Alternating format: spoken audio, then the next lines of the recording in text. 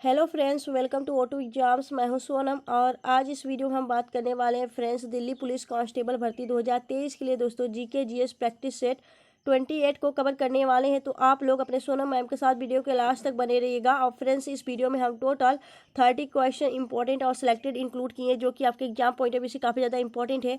तो आप लोग वीडियो को लास्ट तक देखिएगा और वीडियो के लास्ट तक बने रहिएगा। अगर आपको वीडियो अच्छी लगती है, हेल्पफुल लगती है तो प्लीज़ वीडियो को लाइक और चैनल सब्सक्राइब जरूर करिएगा फ्रेंड्स। अगर हमारे चैनल पे आप नए विजिट किए हैं तो आप चैनल सब्सक्राइब कर लीजिए और बेल आइकन प्रेस कर लीजिए जिससे कि हमारी वीडियो नोटिफिकेशन आप लोगों तक रेगुलर पहुंचती रहे और आप लोग कंटिन्यू अपने प्रिपरेशन करते रहें। तो फ्रेंड्स चलिए चलते हैं हम पहले क्वेश्चन की तरफ। पहला क्वेश्चन है आज का। पहला क्वेश्चन आपका है, मुगल काल में जानवरों और पक्षियों के चित्रण का विशेषज्ञ कौन था। तो दोस्तों मुगल काल में जानवरों और पक्षियों के चित्रण का विशेषज्ञ कौन था, तो आपका राइट आंसर हो जाएगा उस्ताद मंसूरी। उस्ताद मंसूरी जो था दोस्तों वह पक्षियों और जानवरों का चित्रण का विशेषज्ञ माना जाता था। वह चित्रकारी करता था दोस्तों आपके जानवरों और पक्षियों का, इसलिए उसे आपका विशेषज्ञ कहा जाता है। जानवरों और पक्षियों का चित्रण का विशेषज्ञ कहा जाता है। ठीक है, यह किसके दरबार में रहता था दोस्तों? यह जहांगीर का दरबारी चित्रकार था। अगर बात करें हम जहांगीर के बारे में तो जहांगीर के ही शासनकाल को क्या कहा जाता था? तो जहांगीर के शासनकाल को चित्रकला का स्वर्णयुग कहा जाता है। वहीं अगर बात करें हम जहांगीर ने आगरा में सिकंदरा में, ठीक है, आगरा के सिकंदरा में अकबर के मकबरे का निर्माण करवाया। और अकबर जो आपका जहांगीर है दोस्तों, जहांगीर का वास्तविक नाम क्या था? जहांगीर का नाम सलीम था। ठीक है, और जहांगीर का मकबरा कहाँ स्थित है? तो जहांगीर का मकबरा आपके लाहौर में स्थित है, याद रखिएगा। ठीक है, चलिए आगे चलते हैं हम नेक्स्ट क्वेश्चन की तरफ। अगला क्वेश्चन है आपका, लोकसभा के पहले स्पीकर कौन थे? तो दोस्तों लोकसभा के जो पहले अध्यक्ष थे यानी स्पीकर कौन थे? तो आपका राइट आंसर हो जाएगा जीवी मालवंकर। जीवी मालवंकर आपके लोकसभा के पहले अध्यक्ष थे। वहीं अगर हम बात करें कि वर्तमान में कौन है तो आपके लोकसभा के स्पीकर वर्तमान में कौन है? तो ओम बिरला है। अगर हम बात करें पहली महिला अध्यक्ष कौन थी आपकी लोकसभा की, तो आपकी मीरा कुमार जो थी दोस्तों वह आपकी लोकसभा की पहली महिला अध्यक्ष थी जो कि आपकी निर्विरोध चुनी गई थी।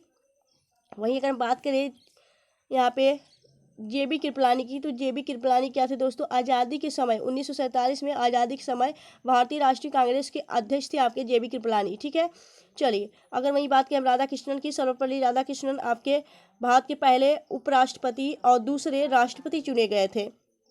यहाँ पे वीडी सावरकर की बात की जाए तो वीडी सावरकर 1904 में अभिनव भारत, ठीक है, अभिनव भारत समिति यानी कि यंग इंडिया सोसाइटी की स्थापना की थी। बीडी सावरकर और कौन कौन? तो बीडी सावरकर, उनके भाई गणेश सावरकर, नारायण दामोदर सावरकर के द्वारा आपके गुप्त साम्राज्य, ठीक है, गुप्त समाज की स्थापना की गई थी। अभिनव भारत की स्थापना की गई थी। ठीक है, समझ में आया? चलिए आगे चलते हैं हम नेक्स्ट क्वेश्चन की तरफ। अगला क्वेश्चन आपका है, निम्नलिखित में से कौन कैबिनेट का स्तर का होता है? तो दोस्तों कैबिनेट के स्तर का कौन होता है? तो आपका राइट आंसर हो जाएगा विपक्ष का नेता। दोस्तों जो विपक्ष का नेता होता है वह आपके कैबिनेट स्तर का होता है। ठीक है, अगर बात करेंगे हम भारत के नियंत्रक और महालेखा परीक्षक की, तो भारत के जो नियंत्रक और महालेखा परीक्षक हैं वह कौन है दोस्तों? तो आपका राइट आंसर हो जाएगा एस दुबे। ठीक है, एस दुबे आपके लेखा और महानियंत्रक परीक्षक हैं 28वें नंबर के भारत के। और वहीं बात करेंगे या किस अनुच्छेद में है, अनुच्छेद की बात की जाए आर्टिकल की, तो 148वें में इनका पद दिया है आपके लेखा और महानियंत्रक परिषद का। ठीक है, वहीं अगर हम बात करें कि पहले भारत के पहले लेखा और महानिरीक्षक परिषद कौन थे, तो वी नरहरि राव थे। ठीक है, नरहरि राव थे। ठीक है, अगर वही बात करें हम भारत के महान्यायवादी वर्तमान में कौन है? तो आर वेंकट रमणी है दोस्तों। और आर वेंकट रमणी यानी कि भारत के महान्यायवादी, ठीक है, अटॉर्नी जनरल। और इनका जो आर्टिकल किस आर्टिकल के अंतर्गत आता है? आर्टिकल 76 के अंतर्गत आपके महान्यायवादी का पद आता है। महान्यायवादी की नियुक्ति भारत के राष्ट्रपति करते हैं। ठीक है, वर्तमान में आरबीआई के गवर्नर कौन है? तो वर्तमान में आरबीआई के गवर्नर है शक्तिकांत दास जो कि आपके 25वें नंबर के हैं। ठीक है, याद रखिएगा। चलिए आगे चलते हैं हम नेक्स्ट क्वेश्चन की तरफ। फ्रेंड्स अगर आपको वीडियो अच्छी लग रही है, हेल्पफुल लग रही है तो प्लीज़ वीडियो को लाइक और चैनल सब्सक्राइब जरूर करिएगा। ठीक है, चलिए आगे चलते हैं हम नेक्स्ट क्वेश्चन की तरफ।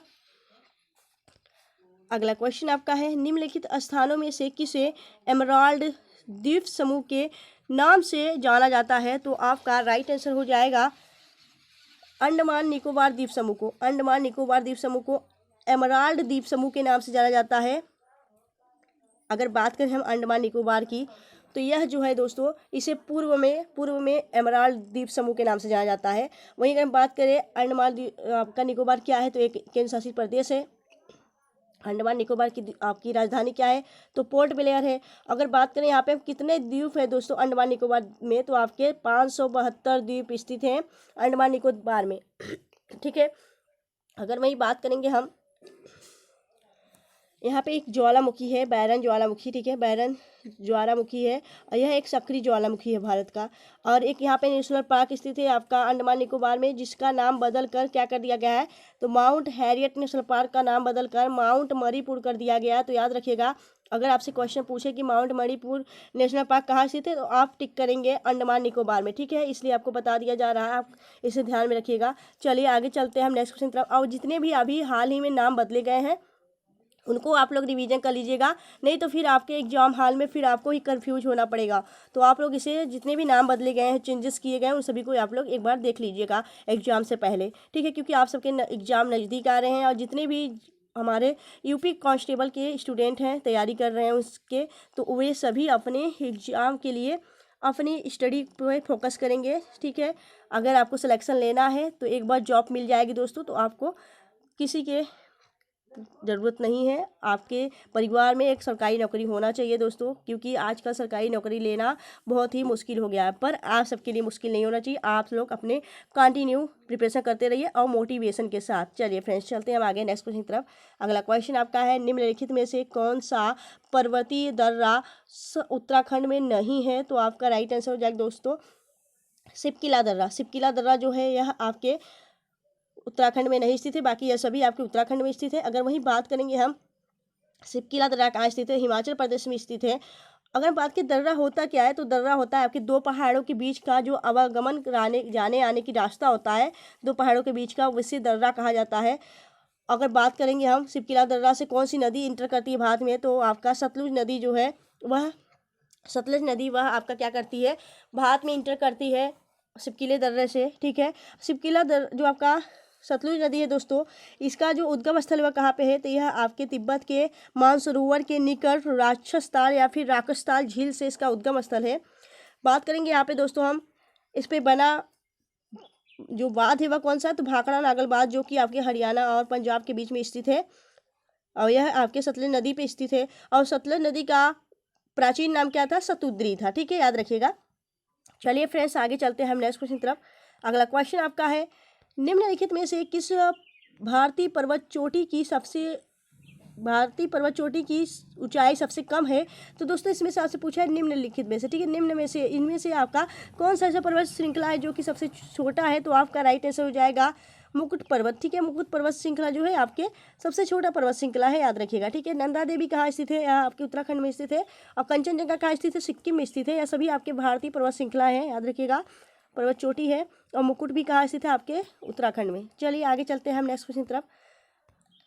अगला क्वेश्चन आपका है आज का, विश्व में सबसे बड़ा रेगिस्तान कौन सा है, तो विश्व का सबसे बड़ा गर्म रेगिस्तान कौन सा है, तो आपका राइट आंसर हो जाएगा सहारा रेगिस्तान, जो कि आपके उत्तरी अफ्रीका में स्थित है, सहारा रेगिस्तान। और यह आपके सबसे बड़ा गर्म रेगिस्तान बोला जाता है।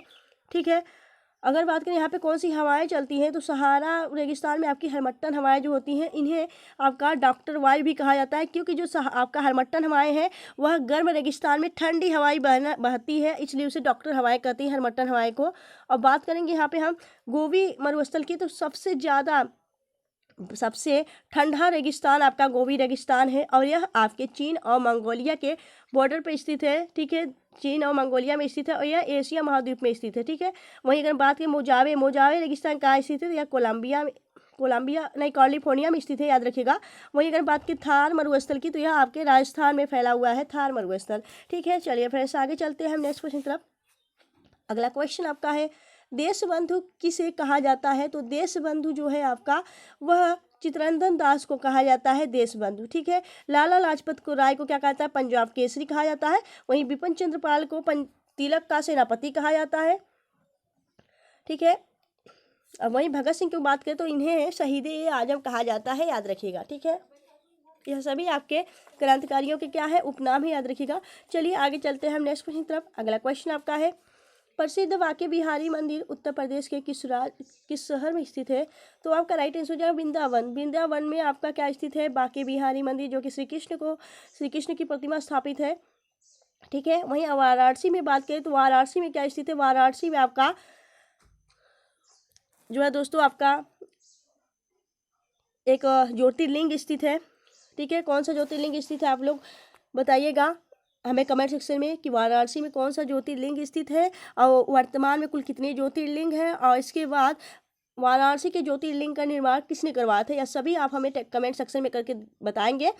और हमें कमेंट सेक्शन में काफ़ी लोग आंसर देते हैं, जैसे आपके दिनेश हो गए, दिनेश करते हैं, उसके बाद अंकिता भी करती हैं। यह सभी आपके कमेंट करने वाले बच्चे हैं, तो उनके लिए थैंक यू। वो अपनी प्रिपरेशन पर काफ़ी अपना प्रिपरेशन जो है अच्छे ढंग से कर रहे हैं, और जो भी कमेंट सेक्शन में पूछा जाता है वो बताते भी हैं।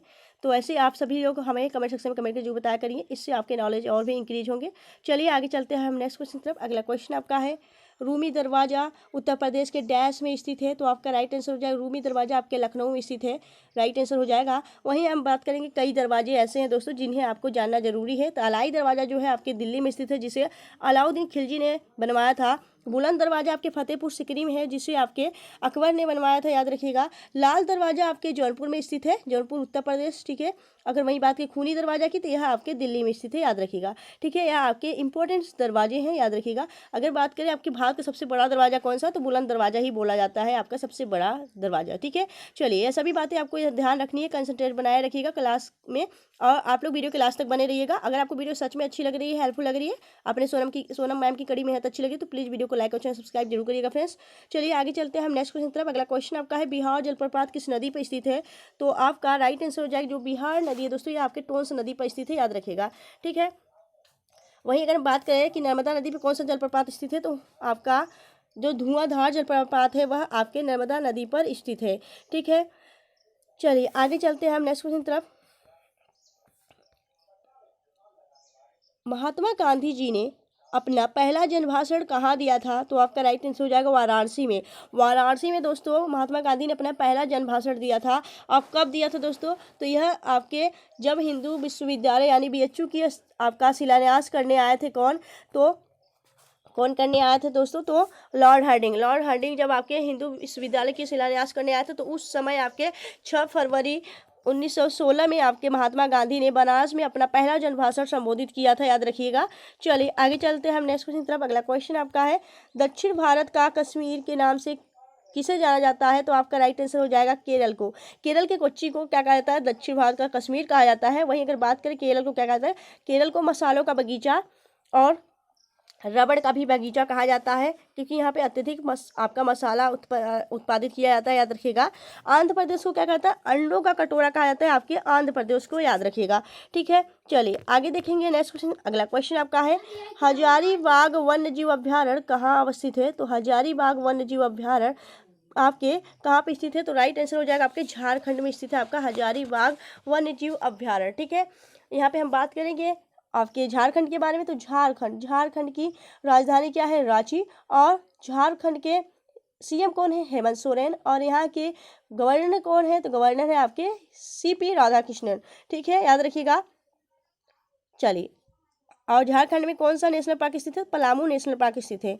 चलिए आगे चलते हैं हम नेक्स्ट क्वेश्चन की तरफ। अगला क्वेश्चन आपका है, संविधान संशोधन की प्रक्रिया का वर्णन किस अनुच्छेद में किया गया है? तो आपका राइट आंसर हो जाएगा संविधान जो संशोधन की प्रक्रिया है दोस्तों, यह आपके किस आर्टिकल में है? तो आपका राइट आंसर हो जाएगा आर्टिकल 368 आपका राइट आंसर हो जाएगा। 368 में आपके संविधान संशोधन की प्रक्रिया है।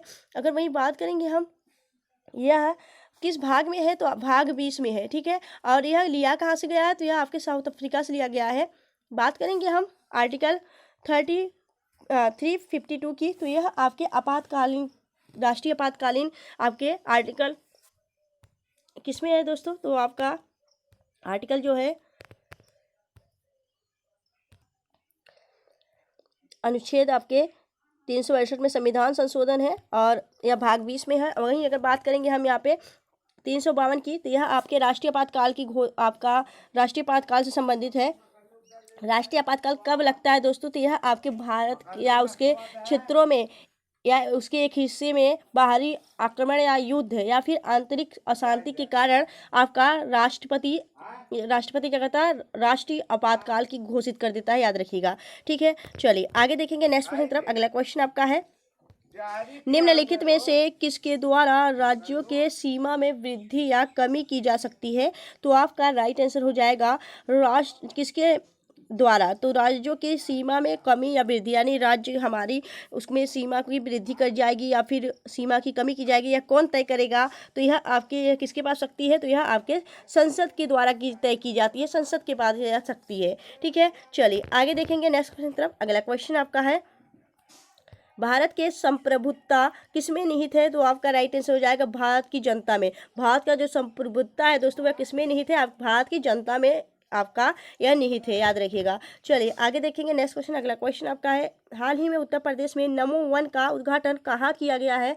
तो दोस्तों नमो घाट कहाँ स्थित है? तो आपके वाराणसी में। वाराणसी में आपके कई घाट स्थित है। तो 80 घाट हो गया और मणिकर्णिका घाट हो गया, और यह सभी घाट कहाँ स्थित है? घाटों की नगरी कहा जाता है आपके वाराणसी को। वाराणसी सबसे प्राचीन नगरी है दोस्तों, याद रखिएगा, और मोक्ष की नगरी भी कहा जाता है, इसे मंदिरों का शहर भी कहा जाता है, याद रखिएगा वाराणसी को। वाराणसी उत्तर प्रदेश में स्थित है। अगर बात करेंगे नमो घाट भी आपका शंकर भगवान के हाथों की प्रतिमा स्थापित की गई यहाँ पे आपके वाराणसी में नमो घाट में, याद रखिएगा। गंगा किनारे स्थित एक शहर है, याद रखिएगा। चलिए आगे चलते हैं हम नेक्स्ट क्वेश्चन की तरफ। अगला क्वेश्चन आपका है, और काशी विश्वनाथ मंदिर भी आपके वाराणसी में ही स्थित है, जिसे अहिल्याबाई होलकर ने बनवाया था। चलिए आगे देखेंगे। अगला क्वेश्चन आपका है, उत्तर प्रदेश की किस जगह पर स्ट्रॉबेरी महोत्सव का आयोजन किया गया है? तो आपका राइट आंसर हो जाएगा स्ट्रॉबेरी महोत्सव आपके झांसी में मनाया जाता है। वन डिस्ट्रिक्ट वन प्रोडक्ट के अंतर्गत आपका झांसी में क्या मनाया जाता है? स्ट्रॉबेरी महोत्सव मनाया जाता है। वहीं लखनऊ की बात करें, लखनऊ में आपका गुड़ महोत्सव मनाया जाता है, याद रखिएगा। ठीक है, चलिए आगे देखेंगे। अगला क्वेश्चन आपका है, मोहम्मद बिन तुगलक के शासनकाल का विस्तृत विवरण डैश द्वारा लिखा गया है? तो आपका राइट आंसर हो जाएगा इब्न बतूता के द्वारा। ठीक है, आपका जो मोहम्मद बिन तुगलक है दोस्तों, उसके शासनकाल का जो विस्तृत विवरण है वह आपके इब्न बतूता ने लिखा था। आप किस पुस्तक में? तो अपनी पुस्तक रिहला। ठीक है, रिहला इसकी एक पुस्तक है, उसमें आपके मोहम्मद बिन तुगलक के शासनकाल का पूरा विवरण उसमें लिखा गया है। ठीक है, याद रखिएगा। और इब्न बतूता आपके मोहम्मद बिन तुगलक के शासनकाल में ही आया था, जो कि आपके मोरक्को का निवासी था। ठीक है, चलिए आगे देखेंगे हम नेक्स्ट क्वेश्चन। अगला क्वेश्चन आपका है, फयान की बात कर लेते हैं। तो फयान कौन है? तो फयान आपके चंद्रगुप्त द्वितीय यानी विक्रमादित्य के शासनकाल में आया था फयान। चलिए आगे देखेंगे हम नेक्स्ट क्वेश्चन की तरफ। अगला क्वेश्चन आपका है, किस भारतीय राज्य में गमोचा एक सांस्कृतिक प्रतीक है? तो आपका राइट आंसर हो जाएगा असम। असम का यह एक जीआई टैग दिया गया है। गमोचा आपके असम का है, याद रखिएगा। ठीक है, और अगर जीआई टैग दिया किसे जाता है तो एक स्पेशल प्रोडक्ट के लिए दिया जाता है आपका, जो कि आपके राज्य का एक स्पेशल प्रोडक्ट होता है, उसे आपका जीआई टैग दिया जाता है। और गमोचा कहाँ का आपका है? तो यह असम का है, याद रखिएगा। ठीक है, चलिए आगे देखेंगे नेक्स्ट क्वेश्चन। अगला क्वेश्चन आपका है, रामायण के रचयिता महर्षि वाल्मीकि का दूसरा नाम क्या था? तो आपका राइट आंसर हो जाएगा महर्षि वाल्मीकि। आप सभी जानते हैं कि रामायण का रचना किसने किया है? महर्षि वाल्मीकि ने किया है। वहीं अगर बात करें उनका जो दूसरा नाम था क्या था? तो रत्नाकर उनका नाम था। पहले वह रत्नाकर डाकू हुआ करते थे, लेकिन फिर उन्हें राम नाम का बोध हो गया। इसके बाद उन्होंने रामायण जैसी पवित्र ग्रंथ की रचना की। उसके बाद उन्हें एक महर्षि यानी साधु का रूप धारण कर लिया, याद रखिएगा। तो रत्नाकर उनका नाम था। ठीक है, दूसरा। चलिए आगे देखेंगे। अगला क्वेश्चन आपका है, इंसुलिन में कौन सी धातु होती है? तो इंसुलिन जो होता है दोस्तों, उसमें कौन सी धातु होती है? उसमें जिंक धातु होती है, याद रखिएगा। ये सामान्य आपके नॉलेज है, याद रखिएगा। अगर हम बात करें हमारे शरीर में अग्नाशय में उपस्थित जो बीटा सेल होती हैं वह इंसुलिन स्रावित करती हैं, और जो आपके ब्लड शुगर लेवल को कम करता है, याद रखिएगा।